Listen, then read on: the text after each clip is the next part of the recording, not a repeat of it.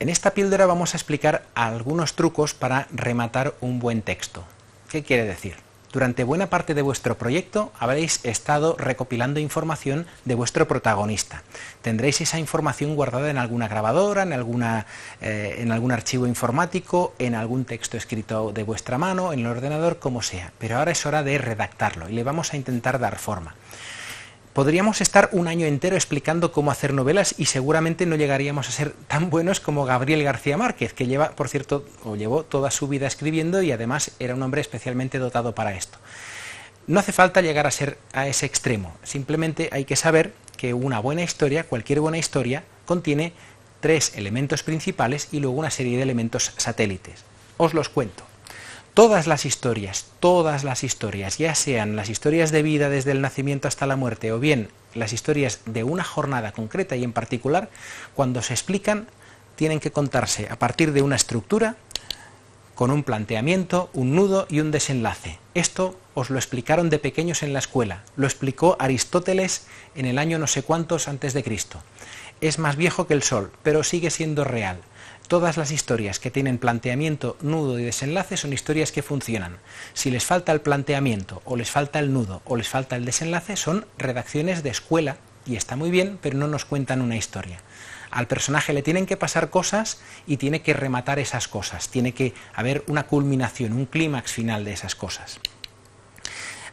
Hay algunos guionistas que han dibujado, y esto lo vais a ver en el PowerPoint que también os habrán adjuntado en el momento en que estáis viendo este vídeo.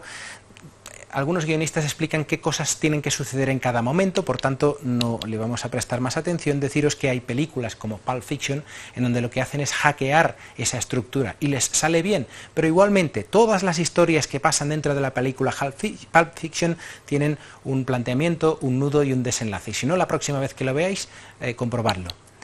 La segunda gran cuestión, la segunda gran variable a la hora de explicar historias es la idea. La idea es el tema, y el tema en el ámbito de las historias no es sino conflicto.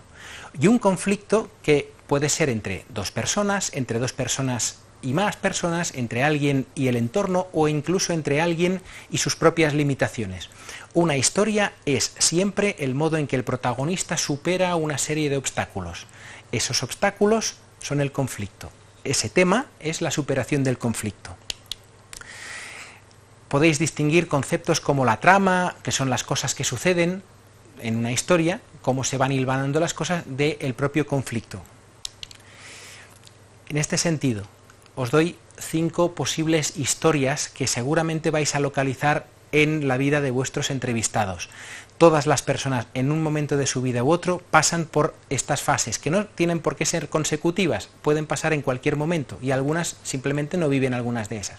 Por ejemplo, está el reto del héroe. Indiana Jones tiene que ir en busca del arca perdida. De cuando sale a cuando la encuentra le pasan una serie de cosas. Eso es una historia. Buscar el sentido de la vida. Hay personas que a lo largo de su vida o incluso sin saberlo, llega un momento en que descubren cuál es el sentido de su vida. Ese es otro patrón histórico. El del extraño en tierra extraña, por ejemplo, la película King Kong o la película Tarzán, pues es alguien que de golpe y porrazo lo mueven a otro sitio que no es su sitio habitual. Bien, lo que le pasa a esa persona para volver a encontrar el equilibrio a su alrededor, eso es la historia, eso es la historia que envuelve al tema concreto. El de chico conoce a chica, pues no lo explico, es en la búsqueda concreta del amor. Y el del reto de la maduración personal, pues también es algo en lo que muchas películas y muchas novelas se centran, cómo el individuo va creciendo. Lo bueno de estas temáticas es que son universales, pasan en todas las culturas y en todos los momentos de la historia, y además en la vida de una persona muchas de ellas aparecen. Así que podéis plantear la historia de vuestro entrevistado en función de estos temas, en algún momento que queráis. Último capítulo, último vértice de este triángulo mágico, el tratamiento del personaje. Hay muchas cosas, vosotros vais a entrevistar a personajes, pero a la hora de escribir sobre este personaje tendréis que fijaros en varias cosas. Una de ellas es que es el protagonista de la historia, es aquel que mueve la historia y es aquel que actúa, que no solo reacciona, y es alguien que tiene un propósito y una motivación. Esto es importante. No os olvidéis de tomar nota de cómo es vuestro protagonista desde el punto de vista físico, no solamente en el día de hoy, sino de cómo fue físicamente en el pasado, de cómo es emocionalmente y de cómo se comporta. Buscad el conflicto en la vida de esta persona. ¿Qué conflicto o conflictos ha tenido que superar? ¿Qué obstáculos a lo largo de su vida? Y apuntarlo. Y si puede ser, no dejéis de escribir sobre ese conflicto porque es lo que va a dar interés a vuestra historia. Pero del mismo modo que existe el conflicto, existe las emociones. Son otra dimensión que no podéis obviar. Las personas nos movemos por emociones, por tanto, es bueno que apuntéis en una hoja aparte incluso qué emociones siente vuestro entrevistado en cada momento. Y esas emociones, escribir sobre ellas, porque las emociones es lo que hace que las historias sean verosímiles. Antagonistas secundarios son otras personas que aparecen también en algún momento en las historias y de las que también tenéis que hablar. Me he ido saltando expresamente algunos vídeos y algunas imágenes que también estarán a vuestra disposición, por lo menos en link en YouTube, y que podréis ir consultando para ver cómo funcionan los conflictos y cómo funcionan las emociones en las historias.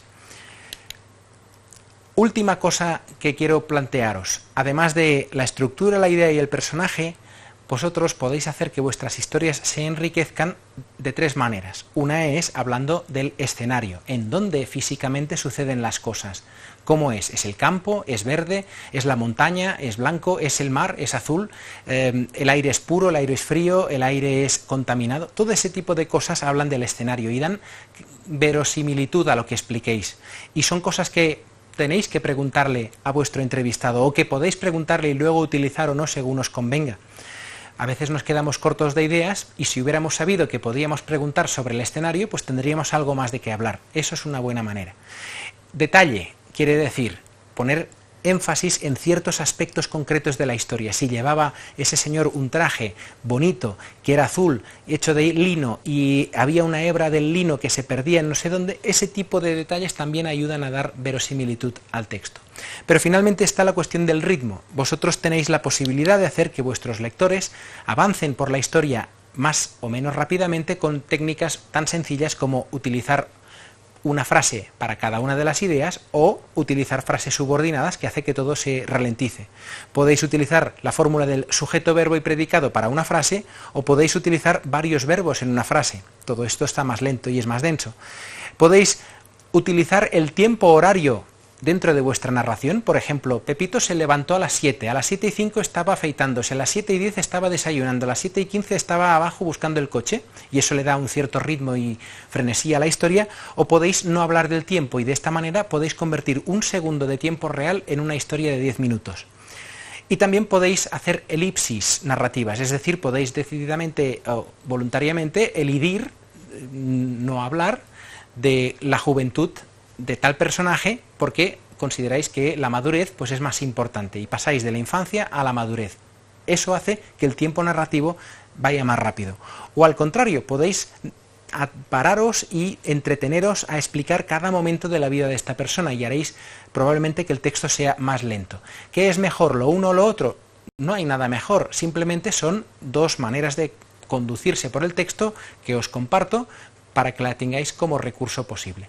En definitiva, este esquema es el que nos ayudará a plantear textos con mayor pegada, con mayor interés y del que probablemente hará que vuestro lector, que es el narrador, pero que a la vez es el protagonista, pues se sienta más orgulloso.